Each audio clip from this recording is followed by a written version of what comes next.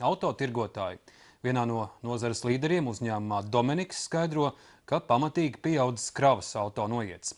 Arī naudas aizdevēji atsāk uzticēties pircējam un jau 40% Mercedes vieglo auto pirkumi atkal tiek noformēti līzingā. Tāpēc pieaug darba apjoms un ir radušās jaunas darba vietas. Turpināja Kinca.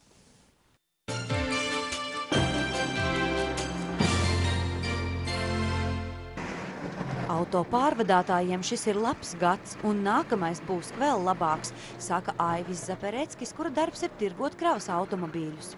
Kravas pārvadājuma tirgus ir uz viļņa atkal, un mēs jau esam un prognozējam, ka sasniegsim un pārsniegsim 2005. Gada pārdošanas līmeni, kas ir ļoti pozitīvi. Protams, tas nav tik daudz, kā bija 2007. gadā, bet šobrīd varētu teikt, ka ir saprātīgs automobīļu iegādes process. Šogad jau pārdoti vairāk nekā 100 kravas auto, un tas ir uz pusi vairāk nekā pērn, bet gads vēl nav beidzies. Ekonomika ir atgriezusies kaut kādā normālā gūtnē, un mūsu biznesu, kravas automobīļu biznesu pamatā iespaido situāciju Krievijā un Eiropā. Ja, jo Latvija ir krustcelēs starp Eiropu un Krieviju, un galvenie kravu pārvadājumi notiek šajā trīsstūrī – Eiropa, Latvija, Krievija. Viņa kolēģi no mikroautobusu un vieglo auto tirzniecības nodaļām saka tieši to pašu. Klienti atkal pērk visu, kas raksturīgi Latvijai, īpaši apvidus auto, bet tagad vasarā kabrioletus un E-klases kupēju auto. Kā arī jau sākam pieņemt pasūtījumus uz jaunās paaudzes ML automobīli, kurš būs pieejams no novembra. Cilvēkiem pietiek nauda? Mūsu klientiem, acīm redzot, pietiek līdzekļi iegādoties to, ko viņi vēlas. Protams, mēs gribētu, lai ir arvien vairāk šādu klientu, bet jāatzīmē tas, ka sākot ar šo gadu ir ļoti aktivizējusies leasing kompānija atsaucība, un klientiem ar stabiliem un drošiem ienākumiem ir viegli iegādāties automobili arī leasingā.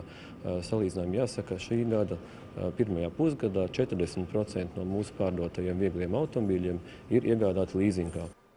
Līdz ar to arī visās kravas, mikroautobusu un vieglo auto pārdošanas nodaļās ir vakances jauniem pārdevējiem. Mūsu uzņēmumā standarts izcilība, tāpēc mēs meklējam cilvēkus atbilstoši šim savam standartam. Tātad izcilus cilvēkus, kuri tiešām neformāli, bet ar visu sirdi grib izcili darīt savu darbu, apkalpot mūsu klientus un kļūt industrijas profesionāli. Svarīgākās īpašības priekš pārdevējiem ir enerģiskums, inteliģence. Mums ir svarīgi, lai viņiem būtu labas angļu valodas, krievu valodas zināšanas, izpratni par autotransportu un tā uzbūvi. Izteikti vīrišķais kolektīvs aicina arī daļā dzimuma pārstāves nenobīties un pieteikties darbā. Te novērojuši, ka pircēju psiholoģija ļoti atšķiras, un dažkārt sieviete daudz labprātāk par auto iegādi grib aprunāties tieši ar sievieti. Aija Kīnca, Aigars Kovaļevskis, Latvijas televīzija.